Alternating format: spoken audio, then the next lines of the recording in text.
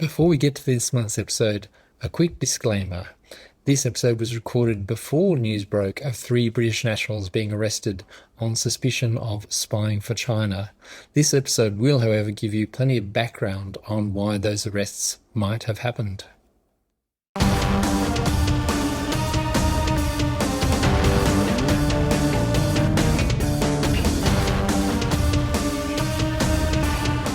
Welcome to the Little Red Podcast, which brings you China from beyond the Beijing Beltway. I'm Louisa Lim from the Centre for Advancing Journalism at the University of Melbourne. This month, I'm flying solo as Graham is otherwise engaged. We're on air thanks to support from ANU's Centre for China in the World. And we're joining you this month from the lands of the Wurundjeri Woiwurrung people of the Kulin Nation. When it comes to Chinese interference overseas, the scandals seem to be coming thick and fast, from an MI5 warning about Chinese interference in British universities to scandals about Chinese interference in local elections in Canada and the US. This month, we'll be looking at China's foreign interference strategy and whether countries are doing enough to guard against it. We're joined by 3 interviewees, each with their own window onto Chinese interference. Sam Guthrie is a former Australian diplomat and the author of the thriller The Peak, which is a fantastic read. Lyndon Lee is a former journalist at VOA Chinese and a human rights activist based in London. And Dennis Molinaro is a national security expert and the author of Under Assault: Interference and Espionage in China's Secret War Against Canada. Dennis, let's start with you. Canada and China have just signed this new strategic partnership after Mark Carney's visit to China, and you've warned that now there are no real guardrails on the relationship. I mean, what kind of dangers do you think this opens Canada up to? Well, I think part of the biggest problem is that, we've had a series of scandals. We've had a national inquiry into foreign interference in terms of China's activities in Canada. And as my book documents too, it's an ongoing history of interference and influence in the country. And so my concern with engaging in a type of strategic partnership with the PRC at this moment in time is that Canada doesn't have a foreign agent registry. We just had a series of new laws that were put in place, but we haven't seen any type of boosting of capacity to try to enforce those or prosecutions. And so I guess my concern is that when you're engaging with the PRC now in terms of a type of strategic partnership without any kind of domestic real level protections against their activities, you're sending, I think, the wrong message in that the type of activities that they've been engaged in, you're giving them a bit of a pass. When you talk about the type of activities they've been engaged in your book, you've been arguing that there's been this 5-decade-long effort to influence Canada all the way back to Pierre Trudeau's decision in 1970 to recognize the People's Republic of China. And I mean, you even argue that was the Communist Party's first major foreign interference success. I mean, what tools were being used then to target Trudeau? It's human. It really is what we're talking about in terms of influencing individuals, anybody who could be seen as influential, elite leaders, business leaders, political leaders. And the tactics often are to try to build what looks like, at least from what my research found, was to build relationships. There's a famous incident of where Trudeau ends up going to China, and he's given this Potemkin kind of village tour where everything is nicely curated. Even his books are in the library shelves. And it's all... you don't go to that kind of trouble for the average tourist. So it's these attempts to try to present this type of image of China that China wanted to sell to the world. But alongside that, one of the principal actors involved in trying to influence the population and the government at the time, the security files that I had declassified show that he was an agent of influence for the PRC, according to the security services. So again, part of that task was trying to change or mold public opinion and perception of the PRC in order to have a positive outlook towards recognition. And I mean, you're talking about really information tools as well as influence tools. How did those work in practice? There's an element where this particular individual was tasked also with writing policy papers with directly informing government in a way in terms of how they should view China or the significance of PRC recognition. So there's this element of having that human side, but later on you see more technical evolution where there's cyber attacks and information collection via the electronic realm. So it's changing the medium, but essentially the activity is rooted in China trying to essentially use Canada for its own interests. Sam, your book is full of all these different ways that Chinese influence can be applied. And I'm assuming that this, although it's fiction, I'm assuming that it's informed by fact, given your role as a former diplomat. I mean, how much of what Dennis is saying do you think rings true for Chinese influence in Australia? It all rings true. It's extremely familiar. I was lucky that not only did I have a diplomatic path, but before that I was a trade envoy and had a lot of sort of international business that involved Southeast Asia and China. And there was a period sort of that went up to 2015 when Australia signed its FTA with China, where, you know, the rivers of gold were flowing between China and Australia. And there was really no questioning about how or if that would make Australia and Australia's autonomy and independence, how it could provide a risk to those things.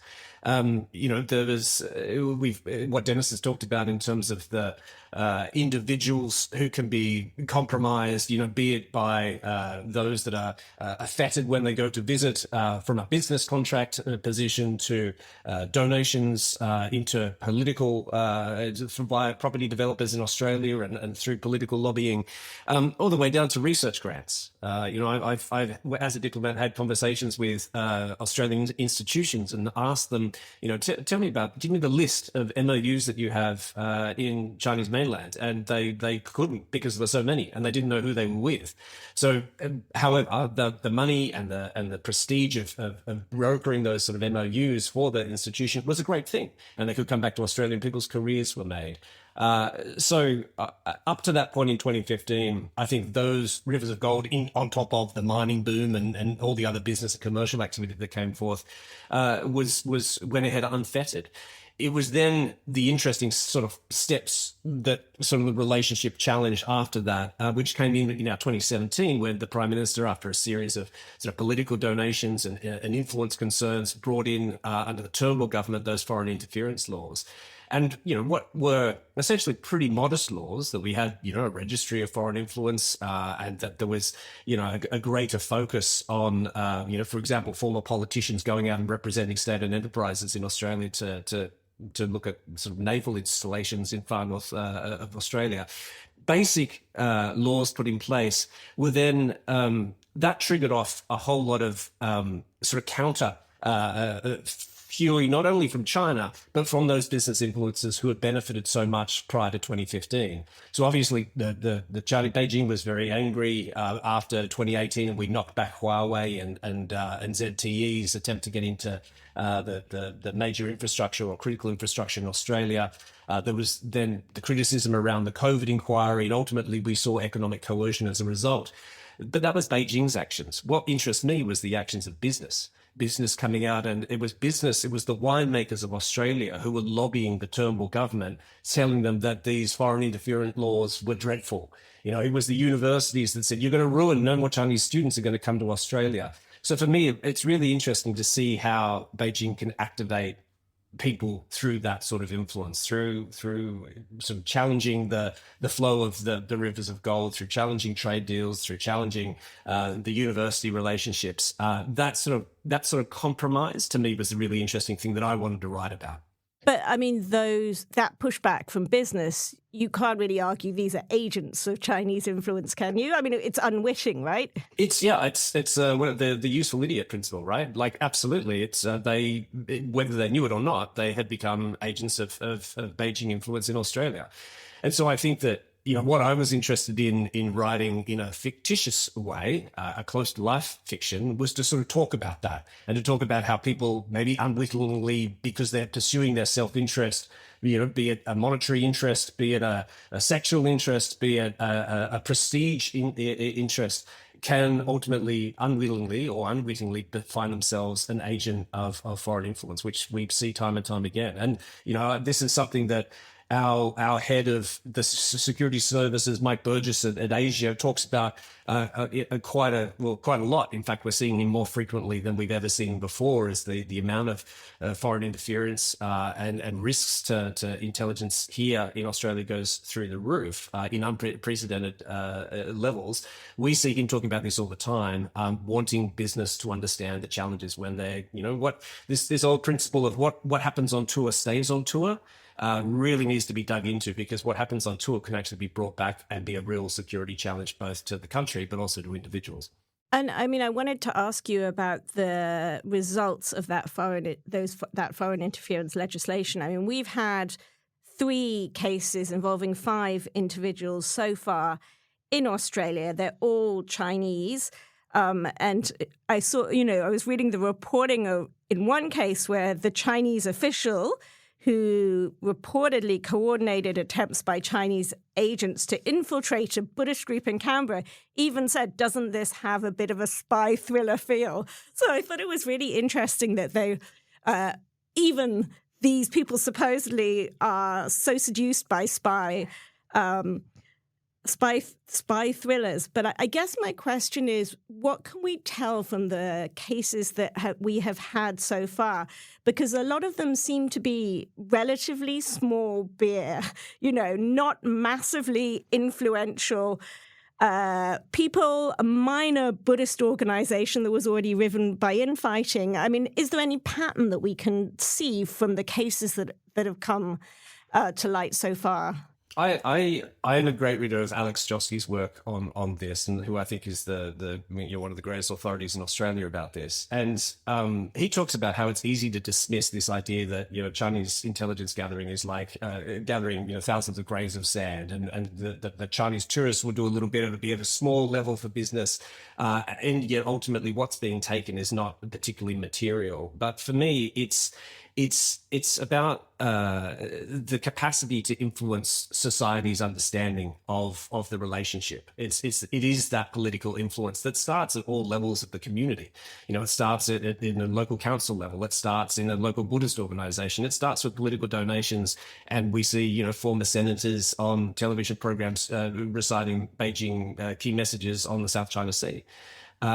So for me, it was, whilst it is small scale, it is, it is about how we perceive this relationship and these threats and what is normal. And that's why, in writing a fiction about these sort of things, I've been shocked by how many people have said to me, first, is the stuff you're writing about, it's entirely unbelievable and made up? Well, no, it's not. It's extremely close to fact, based on things that many of us have all seen or is spoken about in Canberra locked rooms on a regular basis.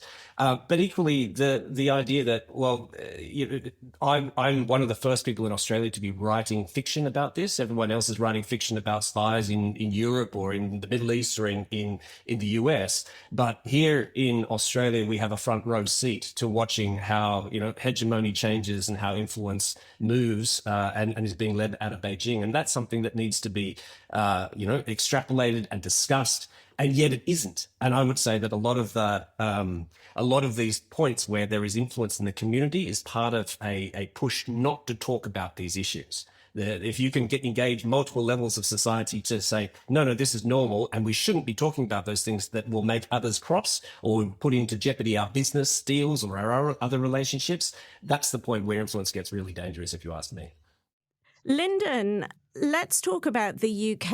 I mean, what strikes me is in the UK, the reports that we seem to see of Chinese influence are often a very kind of overt influence, actual, attacks on dissidents, people being dragged inside embassy grounds, attacks on Hong Kong activists. And I believe that you yourself have been targeted by Chinese agents in the UK. Can you describe what happened? Well, what was the recent case was I was testifying in the UK Parliament about the Chinese espionage activities, cyberbullying towards me, and also following me around in London in the place I am trained to be a lawyer. Suddenly, 7 Chinese tourists show up or with baseball cap, sitting in a different side of cafe, look at me and my friend Simon Chen, who has $1 million Hong Kong dollar bounty on him for activism for Hong Kong freedom here in the UK. Simon And Cheng, after I did a he used to work for Simon the Chen, who used to work for the yeah, UK yeah. consulate, right? So he was famously for representing UK interests in China in around 2019 time. Then he got arrested. And we were talking about how do we raise awareness about the CCP interference in the UK university campuses. That's where we got six, seven Chinese tourists coming to spy on us. And that was really obvious. And I believe they wanted us to see them for us to stop our activities. So after I testified that in Parliament, I went to a pub with several journalist friends of mine. I didn't think they would follow me again because that was too obvious. They would prove my point to all my journalist friends. However, there was another young Chinese boy with baseball cap showing up, standing by the bar, not ordering a drink, and staring at me and my friends. At that time, I called the MI5. I reported them to MI5 directly and to the SO15 police, and they had two follow-up meetings with me. Eventually, the authorities they identified that those people were suspicious because they came to the pub right after us, but they didn't order any drinks, and they were clearly watching us. But they couldn't ascertain their identities for who they are. That's why they couldn't conclude that was definitely an espionage case. But then they asked me, how does the CCP normally spy on its citizens in the UK? And I was surprised they were asking me this question because they were the one solving the problem. There was clearly a gap between the knowledge of students like me and the authorities. Because I don't blame the authorities for that because very few people will stand up to talk about it. Because for me personally, I have faced lots of risk. Like I couldn't see my family anymore. And recently, the CCP pretending to be my Labour MP friend's Twitter and trying to get me invest in some stock market on Twitter, which was fairly strange. They were trying to know how much money I need or how much money I have. And also, I think 2 years ago, there was another Hong Kong dissidents reaching out to me, telling me he was linked to the Chinese intelligence services and wanting me to work for them. And I told him no. Then he followed me around to my church. At least for the following month, he was there every time I went to church. Until I have to reported him to the authorities. Also, I told him I recorded all the conversations with him. And if he continued to come to my church, I think I would hand everything over to the authorities. Then he stopped coming. So, my point is, I think the reason the UK authorities couldn't deal with this properly because there is a big cost to stand up against the CCP, and I'm facing that, and that's why they couldn't deal with it properly. And we should try our best to educate them. Maybe you could about talk what's a really little bit happening. more about the kind of strategies that are being used, because the way that you describe it, it sounds almost bumbling. These people who are obviously, not even bothering to order a drink at the bar and following you around really overtly. I mean, is it more kind of intimidation tactic? Yeah, I think they're not afraid of people like me to make any impact because I interviewed the former Home Secretary last January, and what she shared with me was actually shocking to me because she told me the scale of the Chinese espionage has been in every single aspect of British life, and the university has been the main channel for the Chinese government to infiltrate Britain. So Suella Braverman, she was Home Secretary between 2022 and 2023, but she told me she dealt with tens of thousands of cases where the Chinese government are using students to spy for them, to steal intellectual property for them. She told me she dealt with many attacks on the UK critical infrastructures, including Royal Mails, and the NHS, and our electoral commissions. So I think in Chinese mind, in the CCP's mind, they have already got the UK in the pocket. You can tell from the recent visit from Keir Starmer how timid he was while he was visiting Xi Jinping. And the recent approval of the mega embassy also revealed that that China actually doesn't really care what the UK thinks. They can just do whatever they want to. And what's really behind that, that's really what we need to dig into, whether or not there's corruption in the top of the government or purely because the business interests that the UK is worried about. I mean, the we have to dig UK into passed that. a foreign influence registration scheme at the end of 2023, and there have been a number of charges brought under it. I mean, is that a sign that it is doing something? Oh, they were all dropped. Like the two charges about, so one parliamentary researcher called Chris Cash, another Oxford teacher called Christopher Barry. And I think in the past 2 or 3 years, the monument was building up, that people were all going out to talk about the interaction with Chris Cash, because he was a parliamentary researcher. He got access to lots of files. I remember Tom Tugendhat, the former security minister, mentioned that Chris Cash was also searching documents in his office. And however, the UK government surprisingly dropped the charge last year for the lack of confidence. And that was a big scandal. I remember that was in the headline, every single newspaper for the whole week. But that just shows actually the Foreign Registries Act was not really in function, at least in terms of the Chinese Dennis, espionage here looking in the UK. Overall, Australia, I guess, had the first mover advantage in putting in place foreign interference legislation. But is any country doing enough, or are sort of China's efforts always kind of one step ahead? I don't think it's so much it's necessarily one step ahead, because I think what you'll find and what I often hear is a lot of the methodology cuts across all these countries in terms of the activity.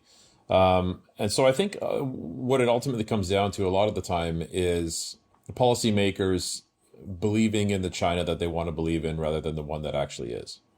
And so what you tend to see is this type of romanticizing of the PRC, and business leaders do the same thing in terms of what they think they can achieve there and what they're going to get out of it. And ultimately, everybody leaves pretty disappointed because the PRC is interested in its own interests, right? And so what I see when I hear these stories too is, even when we talk about what looks like small scale influence happening maybe at the municipal or local level, is actually pretty profound. Because when you think about it, that level of government has a substantial influence on people's lives. It's the one they encounter in the most day to day in their function. It's also the one that receives the least amount of scrutiny when it comes to federal national security interests, right? So if you can start influencing at the local level and more profoundly, you're touching individuals more directly, and that becomes more sustained as people move on in their careers. And so there was a lot of things that I heard in these comments that just ring true. Like even in terms of the dramatic cases, I often found those happened within diaspora communities, particularly because the PRC was looking to make that dramatic attempt to try to enforce a type of transnational conception of sovereignty that they believe that they have.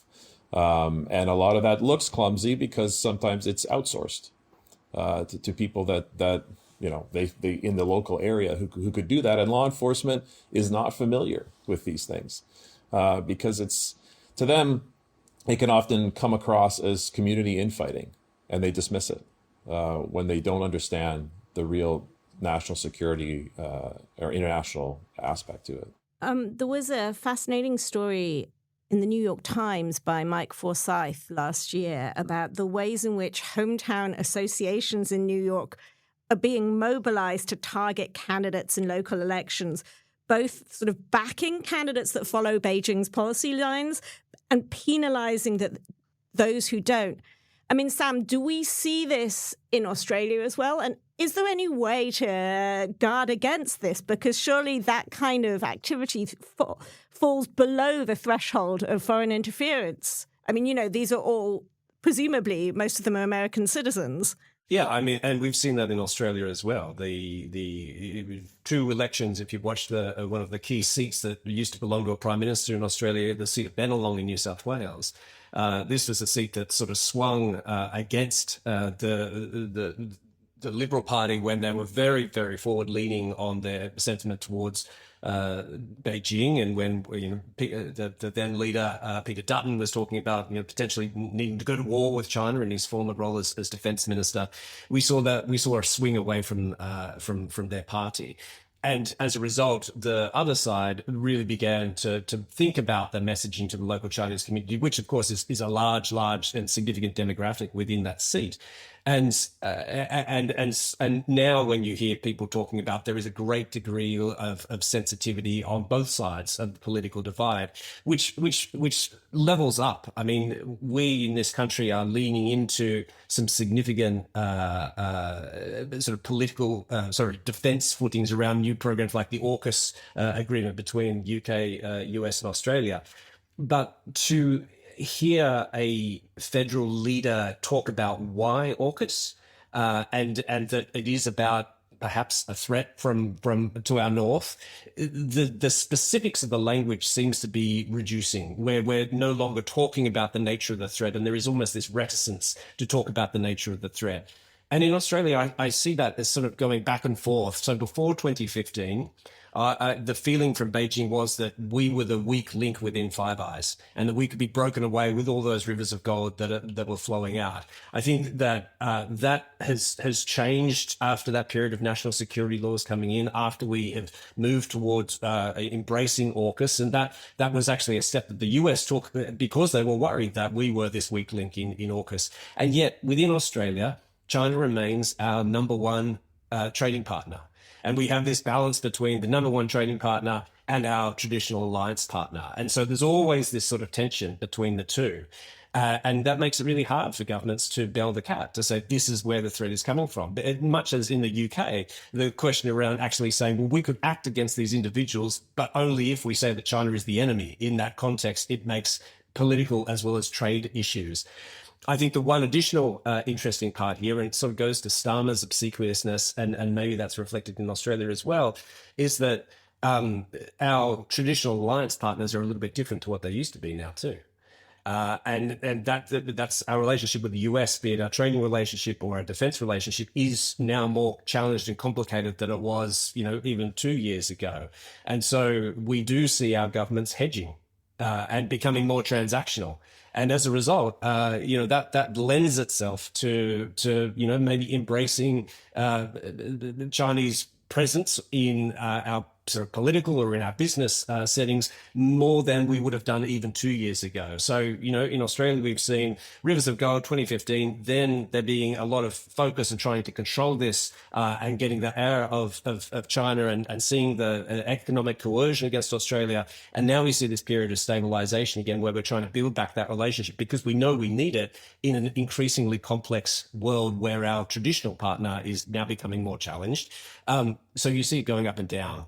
And I think that provides a great deal of opportunity for China, which is consistent in its own objectives, which is build influence and build its own, build an international environment that serves its purposes best. It's been consistent, whereas countries like ours, countries like the UK, and certainly countries like the US move between those two poles. Lyndon, you mentioned the recent decision by the UK government to approve a mega embassy for China. I mean, talk a bit about why this is symbolic and important at this moment and what kind of threats a mega embassy could pose. I think it's more like symbolism, because if anyone who ever come to London, you will realize the Royal Mint Court is right next to the Tower Bridge. And anyone who is doing business in the city will either pass by or taking an Uber, they will see that. So that's showing China's the power in the UK is in charge. It's even bigger than the US embassy. I think it's even bigger than Buckingham Palace. And so I believe this mega embassy, first, is symbolic. And second, it was truly affecting the national security, but the government refused to admit it and trying to find another solution, which I don't think was even feasible also at all. interested to hear a little bit from each of you about whether there are any kind of new trends or strategies that China's employing when it comes to foreign interference, whether that might be an increased profile of the Chinese police, the PSB overseas, as opposed to the Ministry of State Security, or getting foreign nationals to do this kind of freelance intelligence gathering under the guise of writing consultancy reports. The trend that I've noticed is China lately, at least in Canada, appearing as the alternative to the United States in every way. So it's trying to be all of a sudden this benevolent force where the United States is being overly aggressive and arrogant, and so China presents itself as the counter to this. The PRC ambassador within Canada has been given a substantial amount of airtime, in my opinion, to present himself as China being supportive of international trade and trade relations where the U.S. is being disruptive. So it's this attempt to try to change the image here, to put on this softer side and softer face, which is seemingly working, because recent polls in Canada that have kind of shocked me have had the United States as being seen as, with 55% saying, as the biggest threat to Canada, where China is substantially less.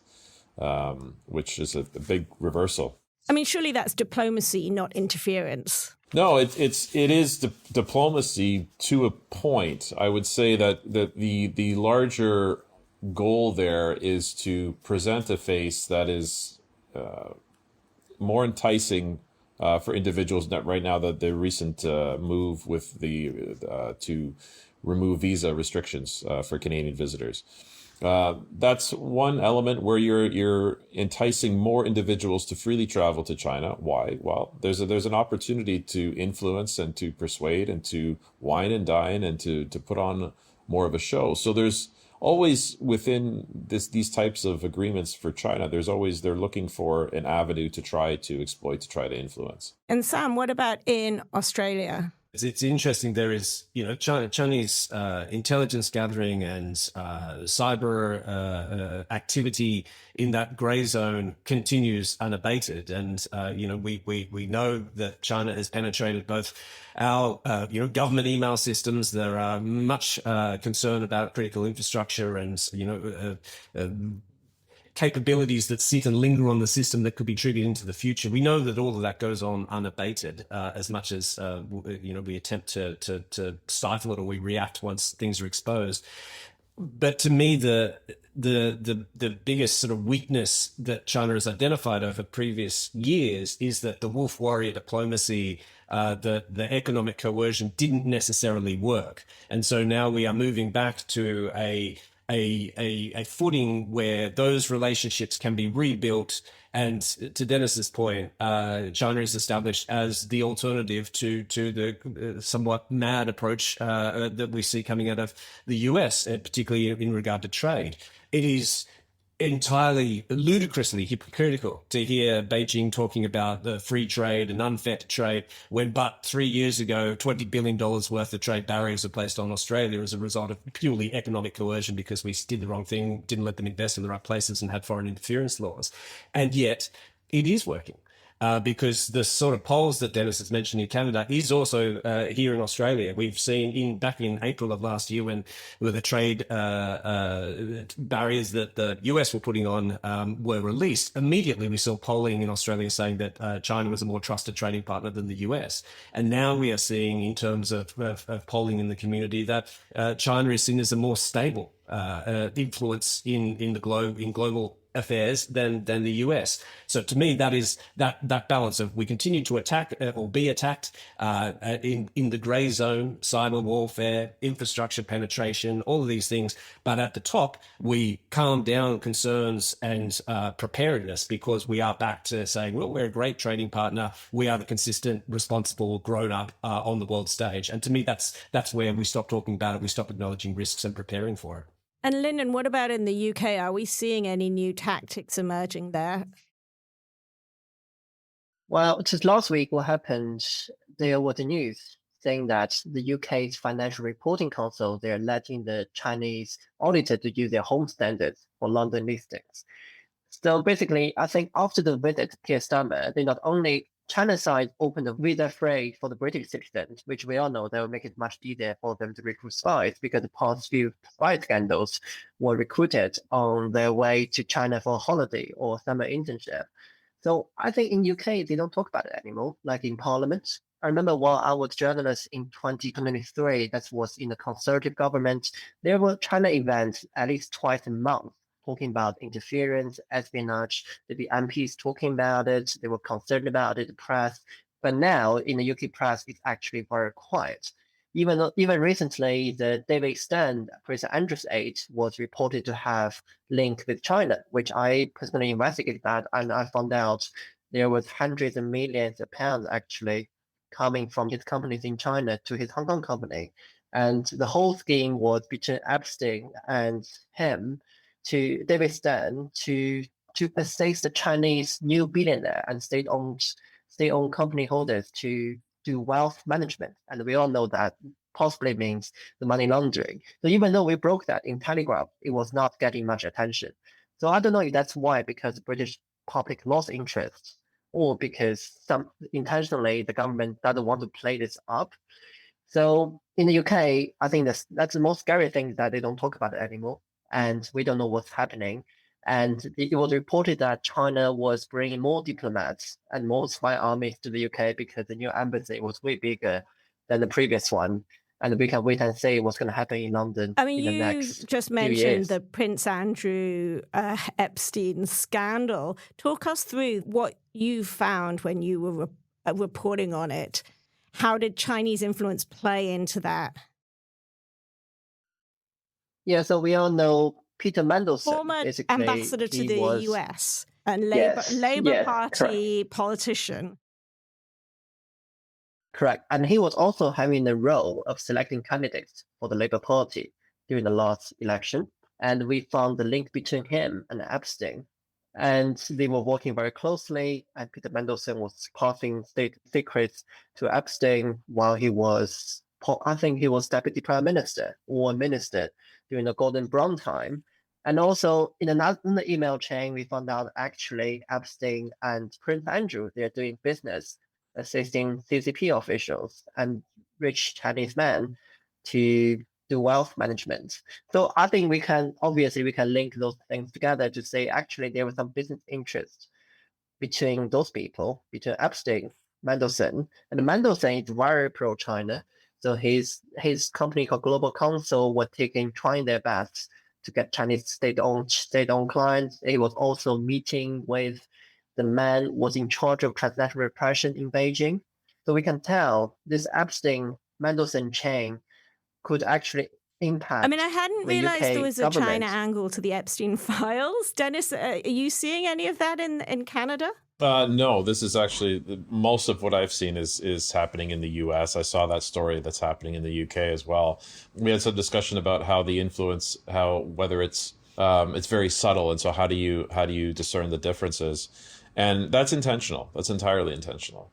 When the influence is actually successful, from what dissidents had told me, the person will they will see China's interests as their own. And so they don't need any real specific direction. They don't need to be told what to do most of the times. They'll just do it because they feel this is in the best interest now of everyone, when that's actually in the best interest of China. And so that's important to it makes it a lot more difficult to spot these types of activities. I mean, you see a lot of smoke, but really, I think unless you're actually actively trying to, you're in law enforcement, you're getting warranted collection, then you could possibly see the fire. Also, I'm interested in the role that universities play here. I know MI5 has recently warned about Chinese influence in universities. How is that manifesting in Canada?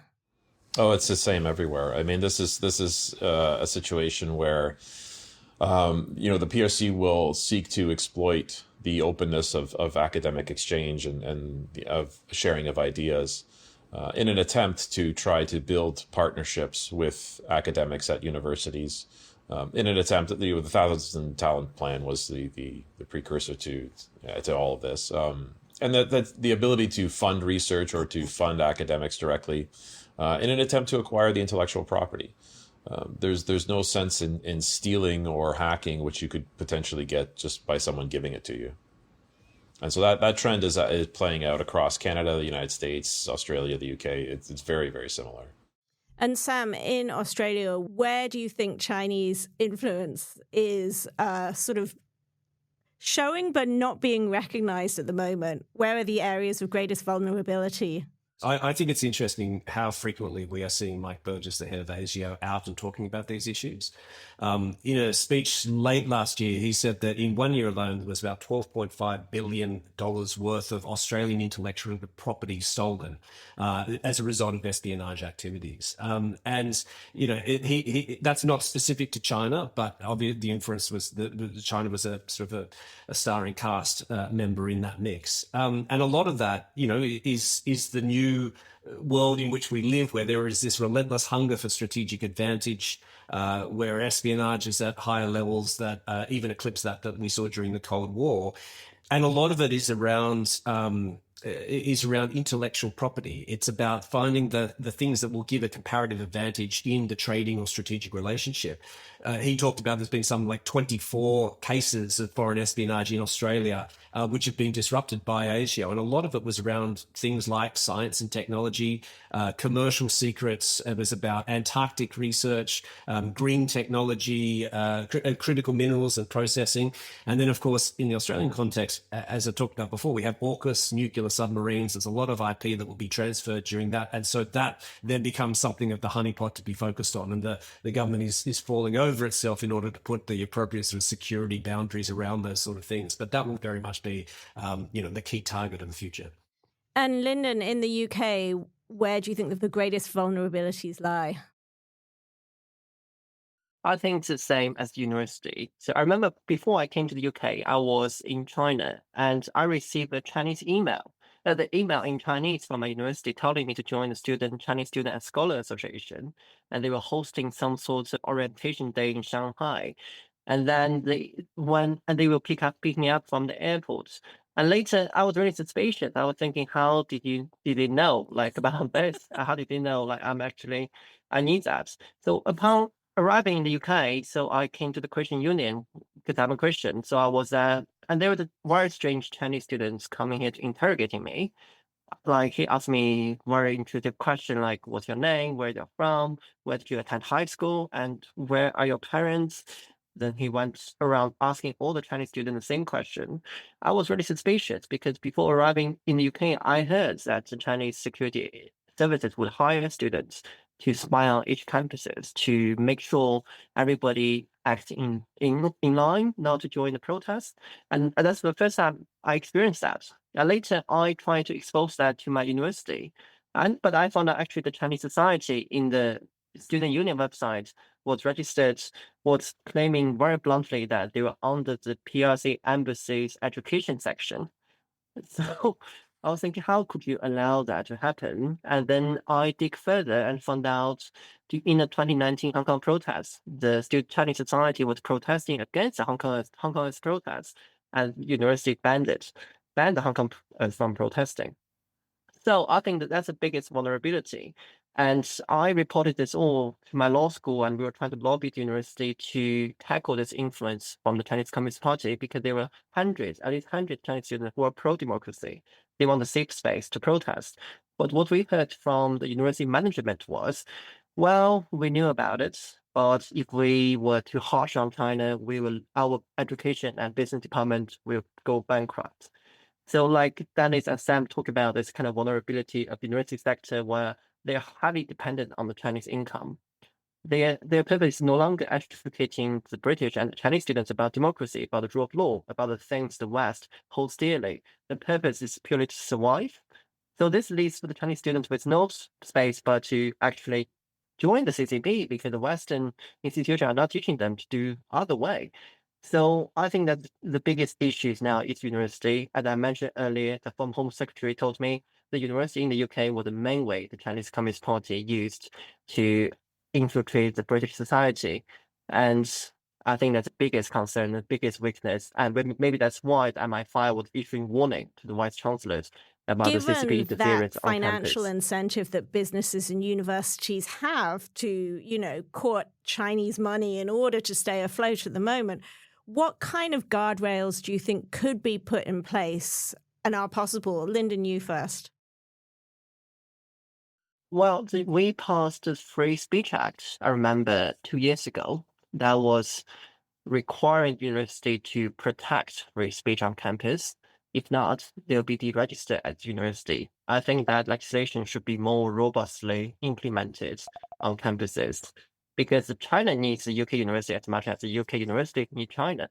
So I think they should stand up and go back to the principle about why they're an And Sam, institution in teaching Australia, if nothing else changes, what do you think the consequences will be, say, in the next 5 years when it comes to sort of Chinese interference?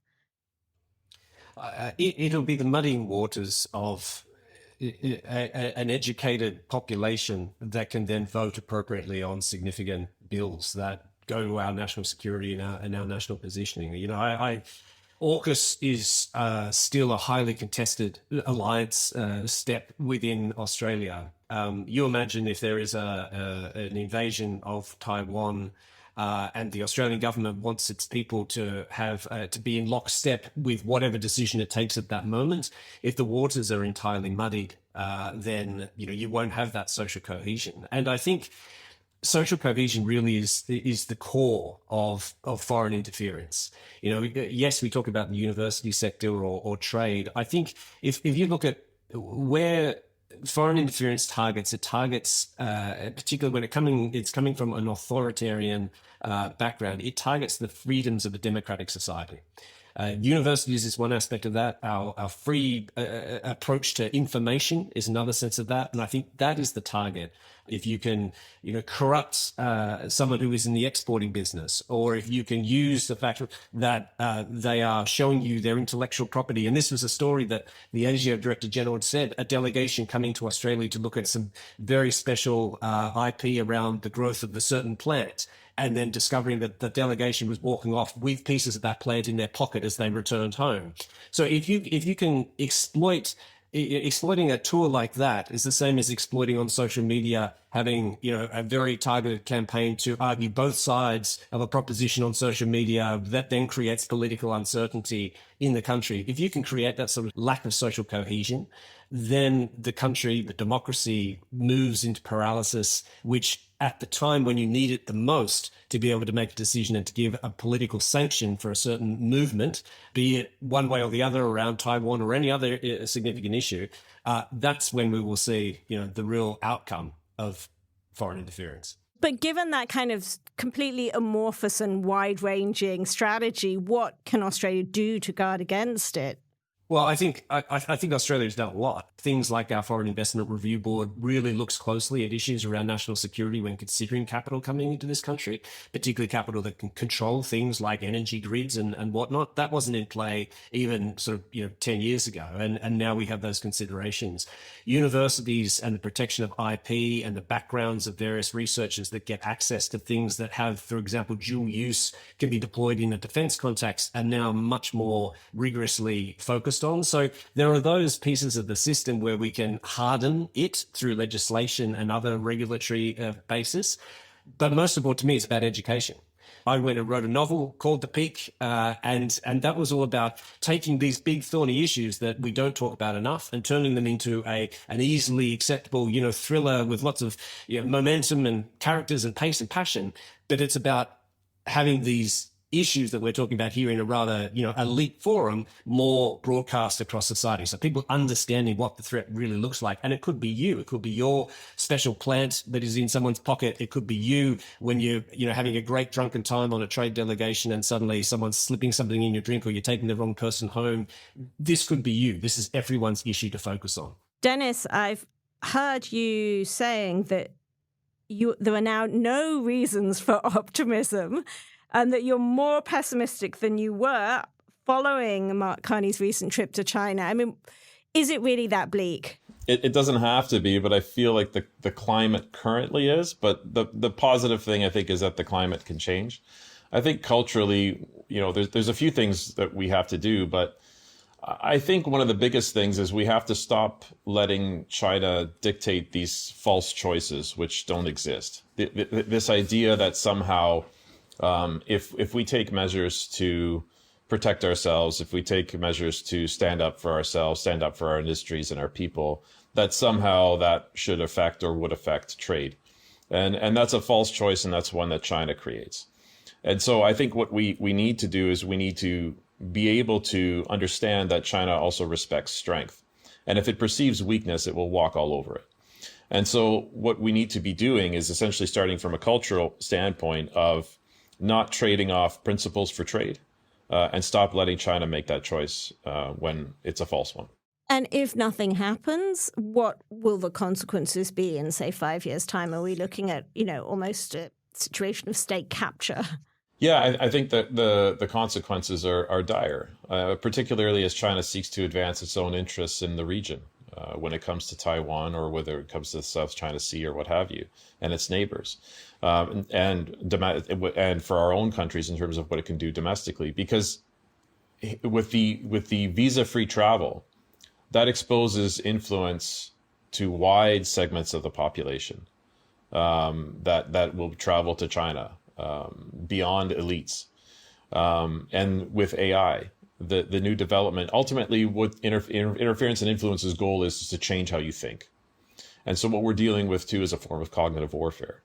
And when we get into the realm of AI, that makes things much more profoundly dangerous. We've already seen China creating fake websites and news companies and disseminating information that way. And when we're not able to perceive that we're being influenced and we automate it, as opposed to spending the money to do it human-wise, which is what China has been doing, things can get substantially more dangerous. And Sam, your view on, what the major dangers are in the next 5 years, what happens if nothing changes?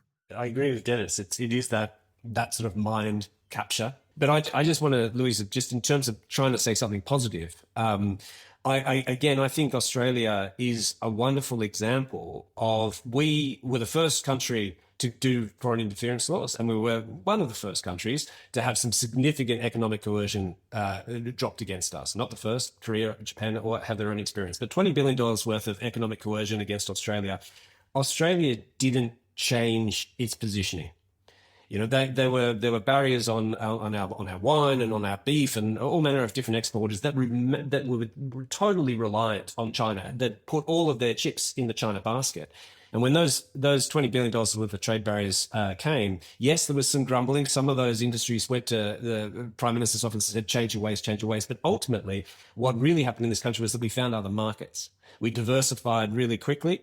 And the government didn't take a step back. The government didn't immediately say, no, we're the best of friends. They talked about stabilization of the relationship. They didn't talk about capitulation. But to the earlier point, weakness is disrespected and holding the line is respected. And I think Australia did a pretty good job given the circumstances around that period. I mean, I'm listening to all of you, and what strikes me is what you're talking about is actually not state capture. It's mind capture. It's sort of downloading that to the individual. And that's kind of the direction that we're seeing. Would that be an accurate kind of characterization of what you're arguing? I certainly think so. There was a newspaper series a couple of years ago in Australia called Red Alert, and they had some defense, some science, some cyber experts, and they all talked about what would happen if China invaded Taiwan, and what would China do, what would the US do, what would Australia do? And it was a pretty dark analysis, but they were talking about it in overt terms in the newspaper. And the response was, you can't do that. You can't talk about that stuff. That shouldn't be ventilated in this sort of public forum because we might annoy China. And so I thought the greatest shock there was that if you want your democracy to be educated enough to vote, and to exercise its own freedoms, we need to be talking about these things, and to talk about them, to ventilate them, to point at where there has been, under the radar activity, be it cyber or otherwise. That's about keeping our minds free and being able to make decisions in a democracy. Without that, then we've got problems. And Lyndon, finally to you, if nothing else changes in the UK, what kind of consequences do you see in the next 5 years?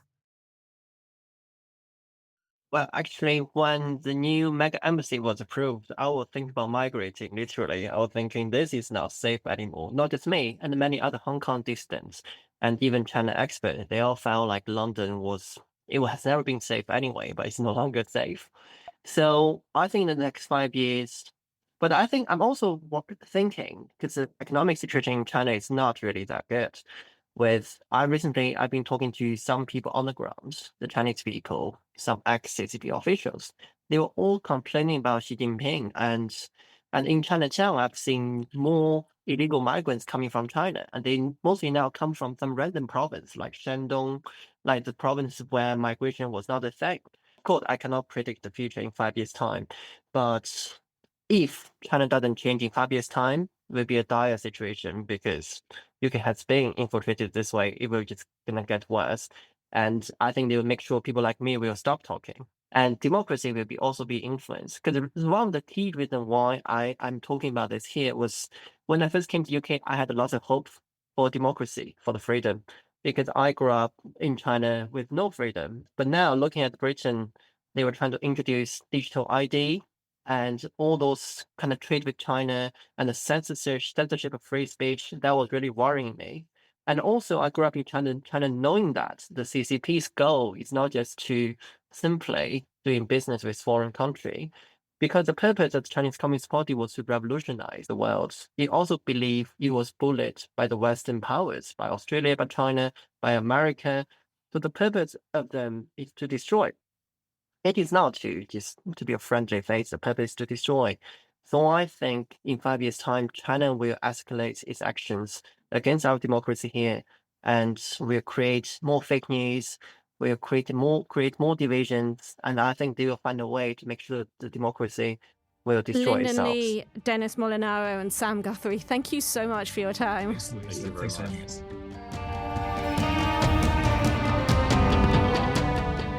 You've been listening to the Literate Podcast, bringing you China from beyond the Beijing Beltway. Many thanks to our guests and to my co-host, Louisa Lim. We're on air thanks to support from the Australian Centre on China and the World.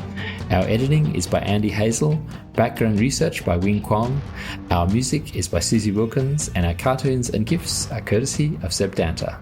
Bye for now.